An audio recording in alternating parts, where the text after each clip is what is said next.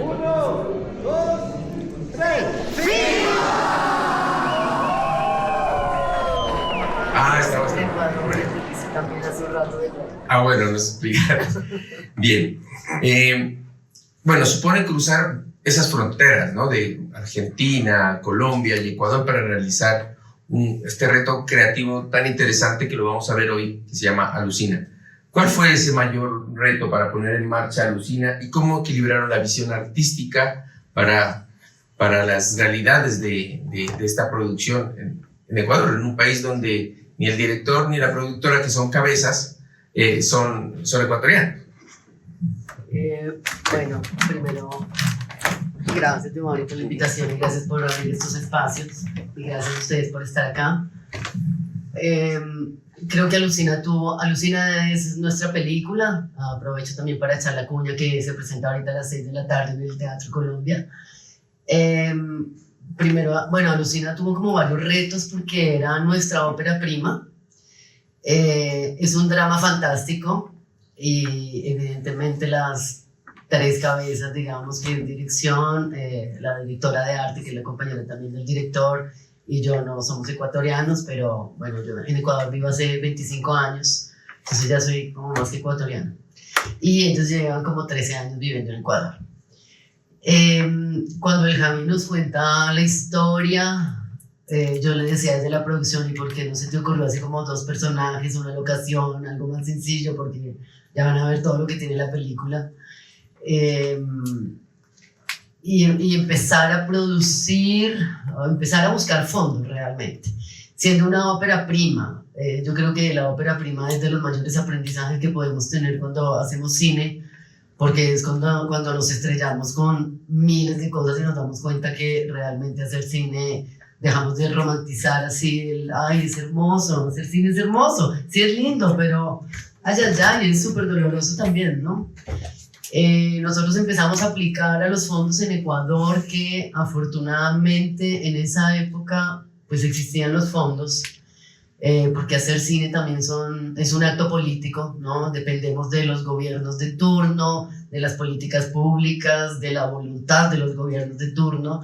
Y cuando empezamos con Alucina, pues afortunadamente nos tocó un gobierno de turno que le estaba apostando. Ganamos el fondo a desarrollo, ganamos el fondo a producción, pero era una película bien costosa. Era una película que tenía mucha postproducción y el postproductor fue un solo personaje, una sola persona que hizo la postproducción y que es un maestro, es un genio realmente, y que tampoco es ecuatoriano. Entonces era pensar cómo vendemos esta película y cómo ganamos también el público y la confianza para conseguir los fondos. Así que en el camino nos fuimos estrellando, como mencionaba, con muchas cosas hasta que logramos conseguir gran parte del financiamiento.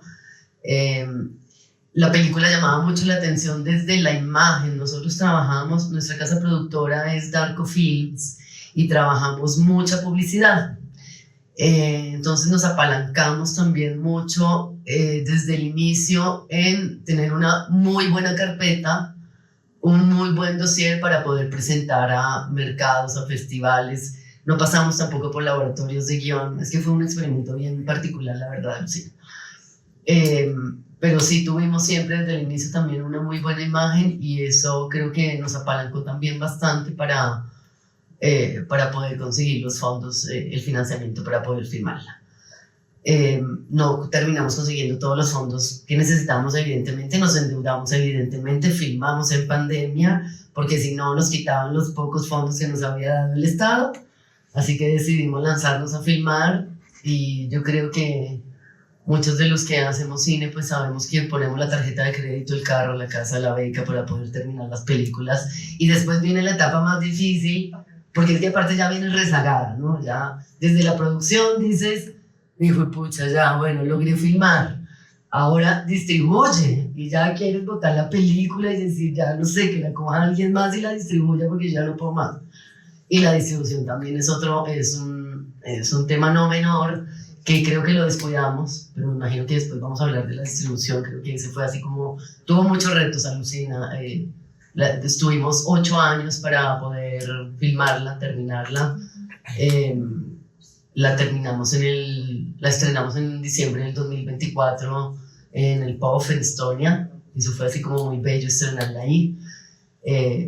Y bueno, estamos trabajando en el recorrido de la distribución, que ha sido también otra etapa bien difícil. Gracias, muchas gracias. Para Frank, tu nombre yo lo recuerdo hace rato por expectativa. Sí. Ahora como director de un largometraje documental, y con esa experiencia que tú tienes también en el cortometraje de ficción, ¿qué retos asumes ahora que haces? Bueno, has hecho documental evidentemente también, pero esos retos que tú encuentras en hacer un documental a diferencia de la ficción, ¿qué retos tú te asumes cuando hiciste ahora Pantera frente a la experiencia anterior que tú tienes en la ficción? Muchas gracias por la invitación, Giovanni. Y muchas gracias a los asistentes y demás. Retos, enfrentarme a un género que no había explorado mucho. Había hecho cosas documentales, pero más por encargo. Y esto, digamos que el reto consistía básicamente como en hacerlo con muy poco, porque desde un principio pensé yo solamente necesito una cámara, sea un teléfono, sea lo que tenga a la mano, y al personaje, pues porque es un documental de personaje, y ya, tengo que tener acceso a él, y ya, ese era, digamos, como el plan inicial. Lo que pasa muchas veces con los proyectos es que se crecen, ¿no? Y eso ya genera otro tipo de exigencias, y ya entonces se suma más gente al equipo, y ya uno dice, bueno, no puedo hacerlo yo solo, necesito dinero para esto y para que la película se pueda mostrar, y como se trata de un documental con música, entonces los derechos musicales y demás. Pero en un inicio, gran parte de lo que yo hice con el documental fue eso, fue un acercamiento muy solo de mi parte, es decir, yo iba sin ningún equipo, con lo que tenía a mano, y de esa manera yo creo que se sacó más o menos el 50% de lo que es la película en este momento. Yo simplemente me encontraba con el personaje y lograba en distintas situaciones, de una manera muy desorganizada, por cierto. Yo no tenía una idea de cómo asumir la historia de Pantera, de este músico, sino simplemente quería como conocerlo a través de nuestros encuentros y de esa confianza que él me dio desde un principio. Entonces tengo muchísimo material, y ya después me di cuenta que iba a ser ese iba a ser otro reto, lograr llegar a un montaje de hora y algo, pues porque eran horas de grabación.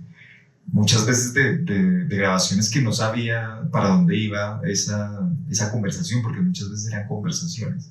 Yo creo que el reto estuvo en eso, no sé, empezar sin una idea particular, pero después irla moldeando y ya que se fuera convirtiendo en lo que es ahorita, ¿no? Un documental que sí que es de personaje y que sí representa para mí lo que es él mismo, que era lo que quería un poco con la historia, capturar su esencia, su espíritu de alguien que es rebelde y que también es muy, muy apasionado por lo que hace. Gracias, Frank. Muchas gracias. Para Miguel, bueno, con su película Reflejos, tú lo escribiste, evidentemente también tienes el guión, pero pasar de ese guión, que es complicado, pero volver a imagen todo eso que tú habías escrito ahí, ¿cuáles son esos retos de transformar eso de lo que vamos a ver? Esta película se presenta el sábado, la de Frank se presenta mañana a las 2:30 en la Autónoma, la de Miguel se presenta el sábado en el Teatro Imperial. Y entonces, bueno, háblanos de esos retos, de transformar de esa visión que tú escribiste ahí, que de pronto tú solo la entendías, pero ya después para transformarla esto en imágenes. ¿Cuáles son los retos que tuviste que asumir, sobre todo con Reflejos y ese uso de espejos, de cuartos espejos que tienes? Giovanni, muchas gracias. Esta es mi cuarta vez en 10 años, en 12 años. Muchas gracias. Impresionante. Bueno, ¿qué tengo que decir? Primero tengo que hacer una pequeña introducción. A mí me pasa una cosa rarísima. Yo entro en mis sueños a una sala de cine con un tipo que está sentado a mi lado, un tipo que es igualito a Obi-Wan Kenobi, no sé por qué. Me acuerdo de la película completa. Me acuerdo de los créditos, me acuerdo de los diálogos, me acuerdo de la producción, me acuerdo de los actores, de absolutamente todo. Gracias a eso tengo una base de datos de unas 170 películas. De hecho, tengo un podcast que se llama Esto no es un podcast, en el cual me siento con un amigo, no sé, si les suenan, debemos reunirnos, les cuento una de las películas. Y los estoy tratando de notar porque, honestamente, son historias tan fuertes y tan poderosas que tienen que ser hechas. Reflejos es mi sexta película. Todas mis películas están basadas en sueños, obviamente. Y no precisamente los mejores sueños, sino los que considero que son más realizables en el momento. Cuando soñé Reflejos, la versión original era una película que estaba basada en una premisa muy rara. Eso me lo explicaba el tipo, mi guía espiritual. Él me explicaba que, me decía, mire, lo raro de esta película es una película que es narrada en clave de película de acción, pero es una película de suspenso. Me refiero a que la cámara tenía muchos cortes, movimientos locos, cosas absurdas. Yo dije, voy a hacer una estructura, un experimento de producción con esta película. Para hacer corta la historia, dentro de ese experimento estaba trabajando con un actor joven, muy talentoso. Ese actor en algún momento me involucró con otra persona y una amiga involucró dentro del proyecto Amparo Grisales. A mí me pareció muy complejo trabajar con ella porque tenía una percepción completamente diferente de ella como la gran diva, como el ser complejo que es. Pero sin embargo, no había evaluado una cosa importantísima y es la gran oportunidad que hay para una persona como Amparo Grisales de ser precisamente el monstruo dentro de una película de terror. Ella se enamoró de la historia, se enamoró del proyecto y terminó diciendo, pero ¿por qué trabajamos con este muchacho? Ella llamó a Robinson, se involucró a Robinson en el proceso y ese pequeño experimento de producción que yo quería hacer en 1 o 2 fines de semana terminó convirtiéndose en una película de gran formato. Yo creo que, tratando de responder tu pregunta, el mejor guión es el que no está escrito. De alguna manera, el mejor guión es el que se termina adaptando o construyendo de acuerdo a las necesidades de la producción, a lo que va surgiendo dentro del proceso. Robinson cogió el guión original y me dijo, mire, yo solamente necesito que usted me responda 2 cosas muy sencillas. ¿Quién es ese man y qué hace ahí? Usted me responde eso, yo puedo actuar. Si usted no me responde eso, yo no puedo seguir adelante. Y yo dije, pero no, lea el guión que se... No, explíquemelo usted. ¿Quién es ese man y qué hace ahí? Y me dice, porque es que si yo estoy en una casa abandonada llena de espejos y me ponen una tarea de cuidarla, yo salgo corriendo, yo me enloquezco y yo salgo de acá. Fue tan fuerte el asunto que nos pusimos a reconstruir todo el proceso de la historia hasta que surgieron motivadores que yo no tenía en el guión original. El personaje se volvió religioso. Un personaje que era un jardinero terminó convirtiéndose en el padre Alirio, que es la columna vertebral de la película. Y la película se fue construyendo durante todo ese proceso de ensayos y construcción. A mí me preguntan cuál es el truco que tengo como director. Yo digo, no, yo no soy buen director. Soy bueno haciendo ensayos. A mí me gusta montar la película como si fuera una obra de teatro. Yo ensayo mis películas con los actores al punto que no necesitan el guión para decir un diálogo, que se lo saben de memoria.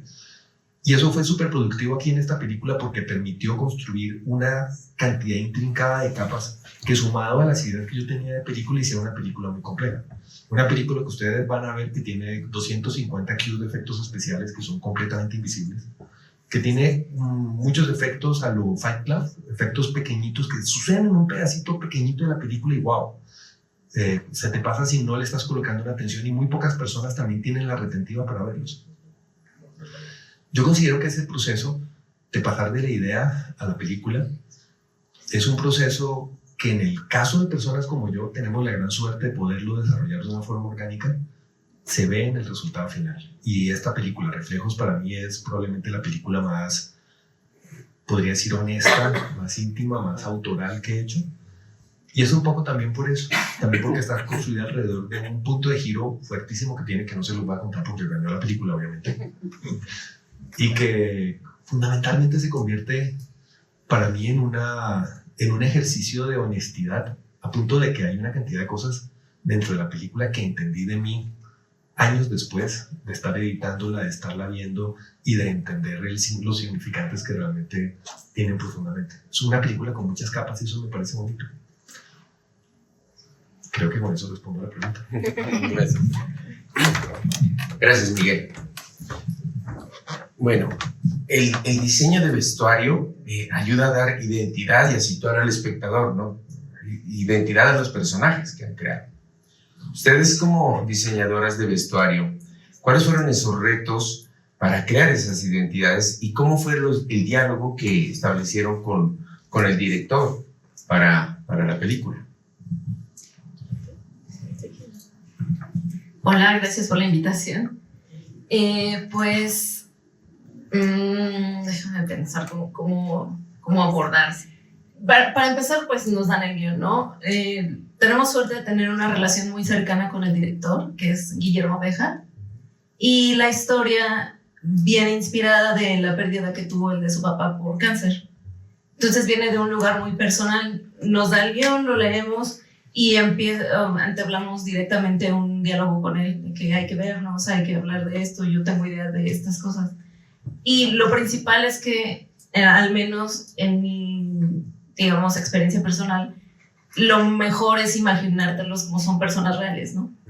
¿Qué hacen, a dónde van, qué comen, qué les gusta, qué escuchan, qué comida es su favorita, qué colores son sus favoritos? Todas estas cosas son las que a nosotros nos ayudan a construir el desarrollo del personaje en cuanto a vestuario. Aquí lo que tuvimos como reto es que, como se hizo dentro, digamos, en una región de México donde hay una comunidad indígena muy importante, por ejemplo, sus trajes tradicionales, así no teníamos nosotros como injerencia en poder cambiarlos o en poder hacer nada con eso, más bien tuvimos que trabajar desde el punto de vista de ellos, digamos, se tenía que mezclar con ellos. No sé si... Hola. Ahondando en eso, creo que justo lo que nos preocupaba de trabajar con la comunidad Rarámuri era, pues, bueno, en la historia hay un personaje que es Rarámuri, pero las prácticas que él tiene no son como 100% pertenecientes a los Rarámuris, ¿no? Entonces fue como dividir la parte mágica de este personaje, ¿no? Que está también como, pues, más generalizada en lo que es el imaginario mexicano y lo específico, ¿no? En el caso de, hay un personaje Rarámuri que es Eva. Con Eva directamente fuimos a ver su ropa, nos explicó como lo que significan los bordados, los patrones que tienen los vestuarios, bueno, no, su ropa, ¿no? Su indumentaria tradicional, y quisimos mantenerla. Simplemente lo que fue verla con Memo, con el director, y decidir en cuanto a colores y en cuanto al significado, ¿no? De cada prenda. Y hay otro personaje que es Lalo, que pues es una persona como oriunda de la ciudad donde se desarrolla la película. Y en ese caso, muy específico, también decidimos que lo mejor era buscar la ropa en donde se viste la gente que es como Lalo, ¿no? Que se dedica a lo de Lalo. Entonces lo que hicimos fue llegar un par de días antes a Krill, que es así como se llama la ciudad, y recorrer las tiendas, buscar las botas, ¿no? Las botas norteñas, el pantalón, preguntarles si el pantalón, eso estuvo chistoso. Un día nos atrevimos a meter el pantalón en las botas y nos dijeron, no, así no se usa, se van a burlar de él. O sea, ya hablando como una persona que existe, ¿no? Entonces, esos pequeños detalles creo que intentamos cuidarlos. Y que otra cosa, hay cosas que no se ven. Krill es muy frío, grabamos en la pandemia y grabamos en invierno. Entonces, tuvimos también que pensar en cómo mantener cómodos a los actores, ¿no? O sea, compramos parches de calor para que en menos 2 grados, que estábamos en medio de la montaña, pues no sufrieran de más mientras estaban haciendo su trabajo. Y eso, creo que fue un buen reto. Gracias. A ustedes, muchas gracias. Aprovechando que aquí hay cargos diversos dentro de una película, y que ellas nos han dado, nos han hablado de esa relación con dirección. Quisiera que ustedes, bueno, en el caso de Fran, una relación con tu personaje, ¿sí? Con Pantera, pero en el caso tuyo, con Alucina, ¿cómo hicieron con el director? Hablar con el director, que hay directores también. ¿Cómo hiciste tú para crear una obra en conjunto, ¿no? ¿Cuáles fueron ese proceso de diálogo y de que tú entiendas ese proceso? Y va para ti también como director, cuando te pasa el micrófono, con tu productora, ¿fue? Sí. Sí, también cómo entablaste ese diálogo para hacerle entender, Fran, con tu personaje, como tú mismo, porque nos has dicho que tú estuviste solo, ¿no? Con esto, pues bueno, también hay un equipo ahí, pero cómo entablaste ese diálogo, esa construcción para crear una pieza homogénea, ¿no? Y finalmente para ustedes también va eso, ¿no? ¿Cómo fue esa metodología con el director para que el director diga, sí, es que es así como yo lo quería?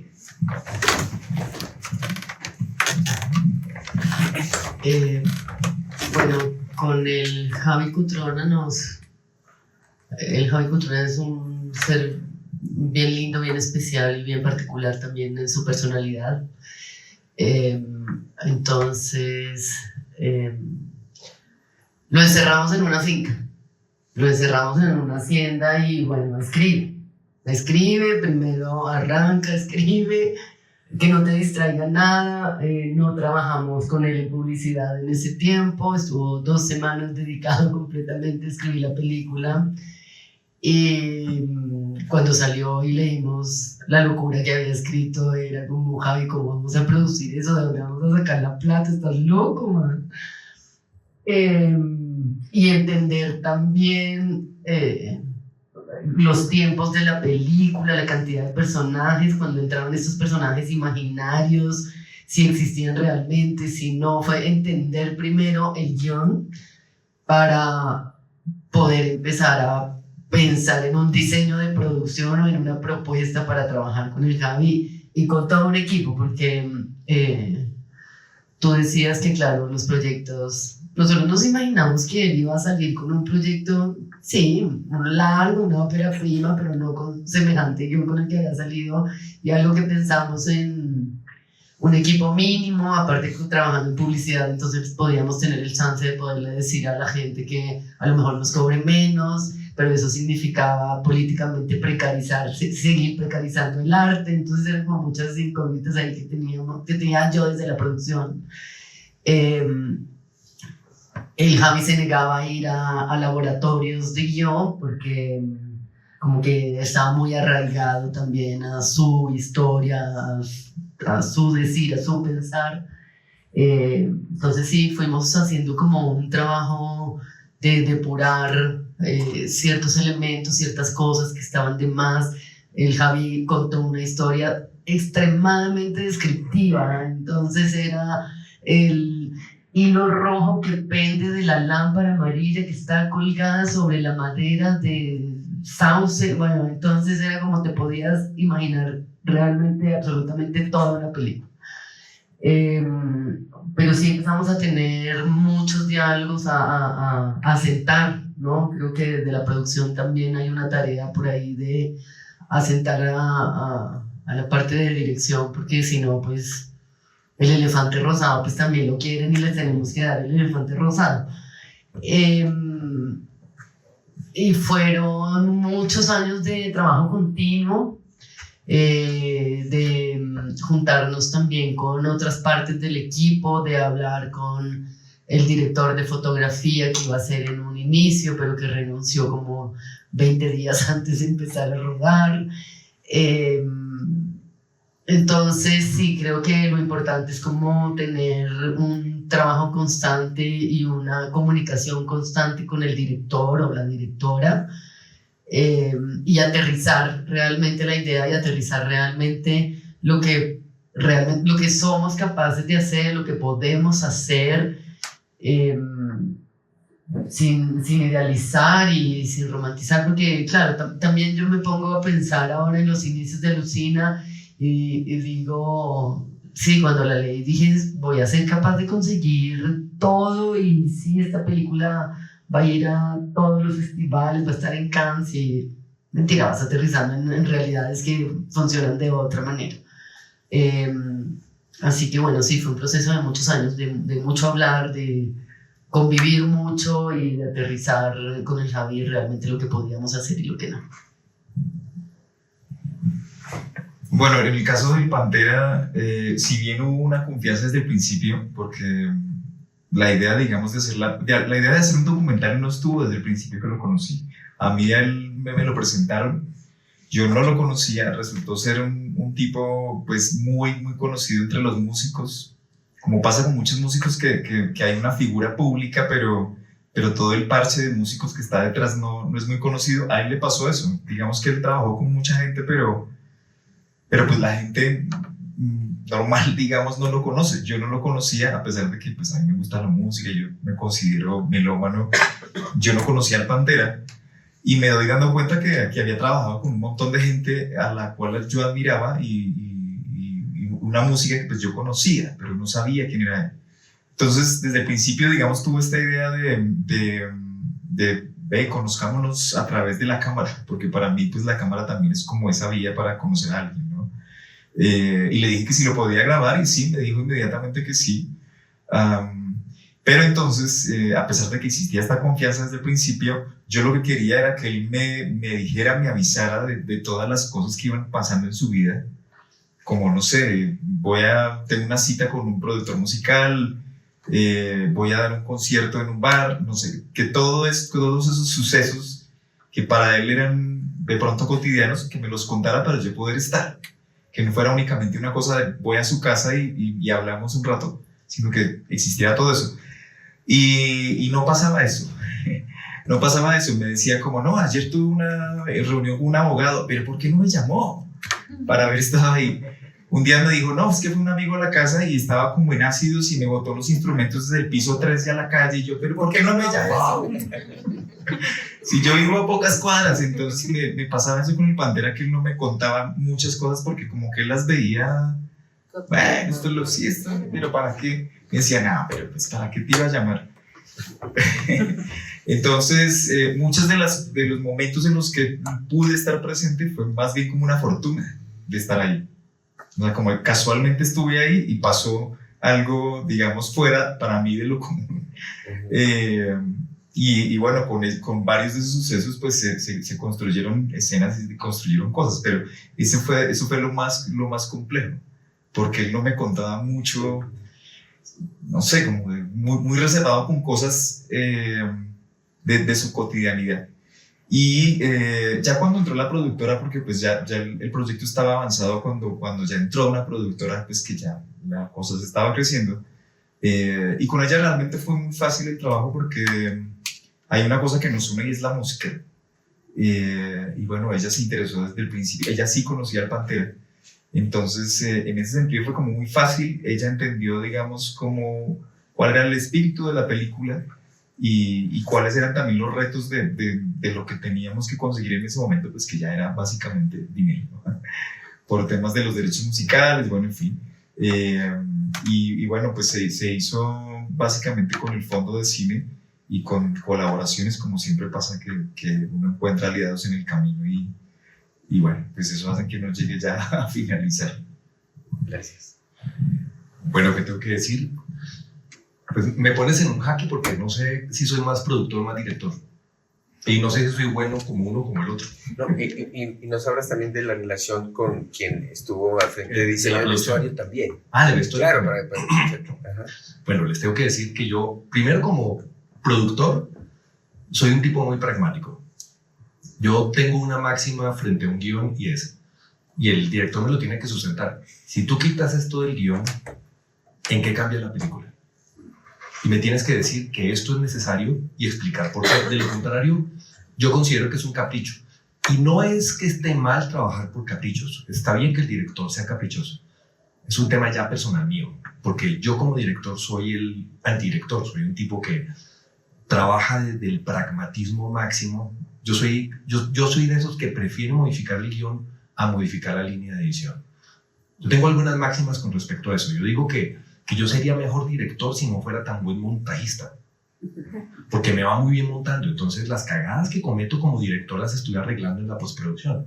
Igual, sería mucho mejor guionista si no fuera tan buen director, porque al final del día el grueso de la película termino montándola es cuando estoy trabajando con los actores. Tengo una máxima y es: el guión no existe hasta que empiezo a rodar. En el momento que se empieza a rodar, el guión no se le mueve ni una coma.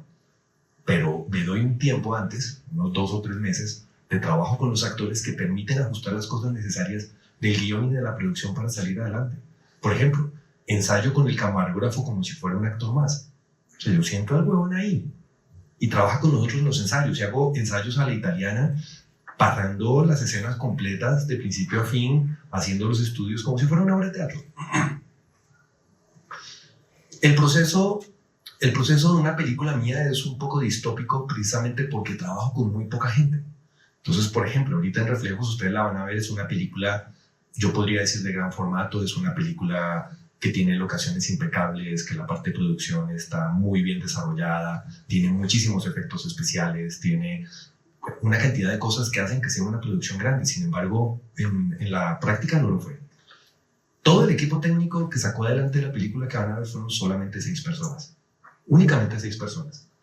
A mí me tocó hacer una serie de moñonas un poco extrañas. Por ejemplo, en la parte de vestuario, la chica que hacía maquillaje era la misma que hacía vestuario y me ayudaba con continuidad. Eso es una simplificación de roles de producción absurda. ¿Cómo logré eso también? Simplificando al máximo los parámetros de producción. Yo sabía que había unos momentos en que habían unos picos de producción más fuertes y hubieron unas 2 personas que ayudaron con vestuario cuando tuvimos que manejar un volumen un poco más grande de personal. La parte de producción fue muy sencilla. También es una máxima que tengo yo. A mí me gusta simplificar la producción no solamente para que sea más económica, sino para que a nivel artístico yo como director me pueda enfocar en lo que considero realmente importante, que es el trabajo con el actor. Yo prefiero sacarle la leche al actor y ser capaz en un solo día de hacer una cantidad importante de escenas, así esté sacrificando parte narrativa de la película, pero estoy garantizando que el actor va a tener un récord emocional continuo. Y eso lleva a que yo sea muy rápido produciendo. Mis películas las produzco entre 6 u 8 días únicamente. Y obviamente, para los que no saben, eso es un tiempo absurdo. Una película normal debe demorarse 2 meses haciéndose. Yo la saco en 8 días. Y claro, ¿cómo no la voy a sacar en 8 días si en mi set de rodaje ni los guiones, o sea, solamente la persona que hace script es la que lleva guión? Porque ninguno necesita el guión, porque todos nos sabemos el guión de memoria, porque ya lo ensayamos como si fuera una obra de teatro. Eso hace que la película llegue a otro nivel, a un nivel mucho más intimista. También, como trabajo con formas más orgánicas, por ejemplo, como trabajo con soportes de cámara que yo mismo me invento, trabajo hasta con lentes que yo mismo he fabricado, trabajo con mismos dinámicas de producción que yo mismo he creado, cosas como saber que voy a hacer tales elementos en postproducción, y eso me permite minimizar el trabajo de producción. A veces hay cosas como que digo, esta escena la voy a doblar, entonces no me preocupo por el diálogo. Entonces la dirección de fotografía también es película. Sí y no. Tengo una máxima que es buenísima: descubre para qué eres bueno y delega el resto.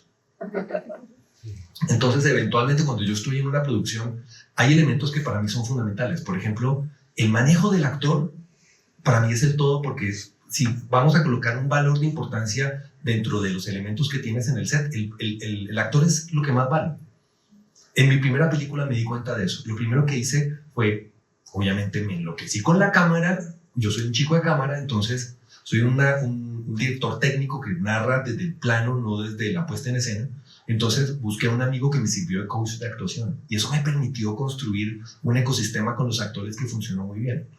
En mis películas yo he tratado siempre de trabajar con alguien que sea un coach actoral. En Reflejos no se logró, primero porque era una película muy intimista que trabaja solamente con Robinson. Entonces dije, voy a dar un paso al lado, y puse a una persona que era mi mano derecha dentro de mi empresa, a que hiciéramos cámara. Los 2 hicimos cámara.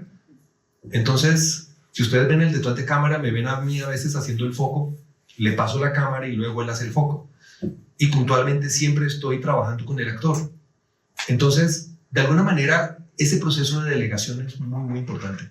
Tener esa capacidad de decir, voy a sacar adelante una estructura de producción en la cual le doy a cada persona un rango de libertad para que se pueda mover y que pueda trabajar es magnífico. Otra cosa que me ha funcionado a mí y que creo que solamente me funciona a mí en el mundo es la ruptura de una estructura jerárquica dentro de un set de rodaje. En mi set de rodaje, ninguna persona está por encima del otro. De hecho, otra de mis técnicas para ahorrar costos es traer gente de afuera y ponerlos a trabajar. Dentro de las 6 personas que fueron mi equipo técnico de producción, habían 2 que eran obreros. Literalmente obreros. O sea, me estaban haciendo una remodelación en la casa y yo les dije, no les interesa hacer una película, vénganse de gaffer, ayúdenme a organizar estas luces, ayúdenme a montar, a cargar estos equipos. Sonidista y gaffer. De sonidista tuve a una sola persona, por ejemplo, y me funcionó muy bien. Fui capaz de sacar una película del perfil que van a ver solamente con 6 personas. ¿Eso me hace un buen director? Me hace un buen Miguel. Yo no sé si soy un buen director. Sé que tengo trucos que son sucios y que funcionan muy bien. Trucos como tratar de delegarle cosas a las personas que funcionan, tratar de hacer la tarea lo antes posible, hacer todo el ensayo y toda la preparación previa. Y tal vez la tarea más importante que me pongo es pensar la producción desde la postproducción. Hay que ver la película al revés. O sea, no pensar la película que vas a grabar, sino la película, ni siquiera que vas a postproducir, la película que vas a emitir. Entonces tú dices, ¿esta película para dónde va? Esta vaina va para un IMAX, entonces de ahí en adelante baja todo el parámetro de producción. Pero si es una película que ha morido en cineclubes, pues haz una película más simple, ¿no? Enfócate en una cosa más sencilla. ¿Qué tengo que decir con respecto a esta película, puntualmente con la parte de producción? Se diseñó tan bonito la película que fuera una sola locación, que esa locación era el lugar donde vivíamos, que llegamos a un punto casi de poder trabajar en horario de oficina, de comer en nuestra casa, dormir en nuestra cama tranquilos y hacer la película lo más tranquila posible. Algo que sí les puedo recomendar cuando hago una película es que traten de hacerla con amor y traten de hacerla de la forma más tranquila posible. Cada persona que está molesta, cada persona que tiene hambre, cada persona que tiene una incomodidad en el set de rodaje está dañando la producción. Si nosotros tenemos la capacidad de que cada persona dentro del set de rodaje sea armoniosa y esté feliz, la película va a salir mejor. Y creo que ese para mí es el mejor ejemplo, el mejor consejo de producción que le puedo dar. Traten de que la producción sea feliz. Va a ser el mejor momento de tu vida. Cada película va a ser el mejor momento de tu vida. Trata de que ese momento sea bonito.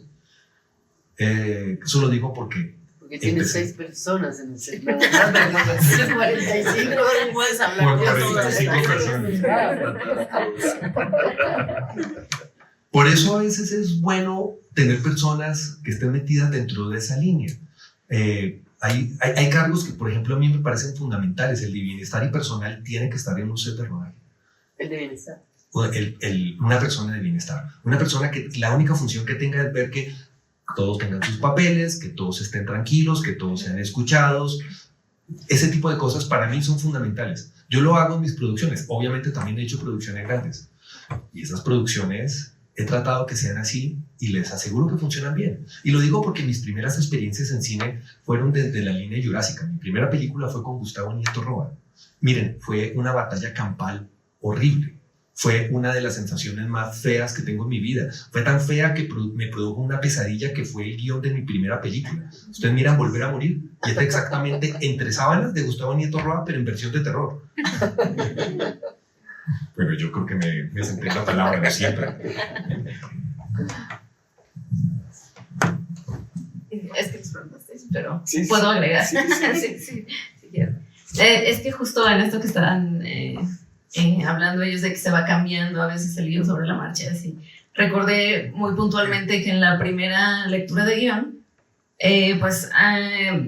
no les quiero spoiler la película, pero bueno, hay como una caída del niño a un río. El niño, nuestro protagonista, entonces están leyendo todos muy bien. Y les dije, sí, voy a necesitar réplicas, ¿no? O sea, voy a necesitar réplicas del vestuario, ¿no? Entonces, Claro. No, ¿para qué? Y yo, pues, Normal. y yo les dije, pues tenemos, corríjanme si me equivoco, pero tenemos una cámara, ¿no? Y ya me dijeron, no, sí, es una cámara. Y yo, y el niño es amateur, ¿no? Entonces, pues sí, y yo, ¿y cómo lo van a lograr en una toma? Y entonces ya dijeron, bueno, tienes razón, no sé qué, bueno, se hicieron los ajustes y al final estaba haciendo tanto frío que se decidió sobre la marcha no se va a caer, no se va a caer, o sea, cambiaron un poco, se moja, sí, se va a mojar un poco, y lo resolvimos sobre la marcha, pero también escogieron muchas cosas. Normalmente tenemos tiempo y hacemos réplicas y este tipo de situaciones, pero el director de fotografía decidió escoger piezas que eran piezas únicas, ¿no? De que les conseguimos en la segunda, o que eran cosas que no teníamos réplica, entonces se tuvo que hacer esos movimientos sobre la marcha. Y digo, es interesante cómo justo se va modificando la historia dependiendo de los... Bueno, ¿y cómo haces para decirle al director no seas tan pendejo? Le explicas, tienes una cámara y el niño no sabe. Sí, yo solo dije, disculpen, es que no hay solo una cámara, según yo entendí, había solo una cámara, y con eso fue suficiente. Pues creo que sobre ese mismo tema es reiterar como a veces no pensamos en lo complicado que es una escena o una locación para resolver las cosas. Y muchas veces también las das por sentada, ¿no? Nosotros pensamos, invierno, la Sierra de Chihuahua, ¿no? Ok, necesitamos cubrir estas necesidades del frío, de la comodidad, la montaña, ¿no? Pero justamente hay otras cosas, ¿no? De pronto el niño se cae de más y se te ensucia la única chamarra que tienes y tienes 2 minutos para resetearlo lo mejor que puedas y que no se note que en la siguiente escena se manchó el niño, ¿no? O sea, aunque no se congele porque el guante se mojó y tenías un guante, ¿no? O sea, esas cosas creo que es imposible preverlas todas, porque al final creo que el cine siempre tiene este factor de, bueno, y si no sale a la primera toma, ¿qué voy a hacer, no? Entonces, ese creo que es un reto interesante, pero creo que es un reto para todos los departamentos, ¿no? No solo en vestuario, ya más bien cada departamento tiene su especificidad para resolver cada cosa.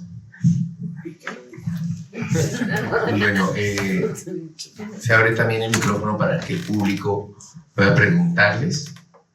Entonces, no sé si alguien tiene una pregunta, algo que quisiera comentar. Por acá. Bueno, yo les quería preguntar como en la parte de producción, más que todo como financiación, que nos hablaron un poquito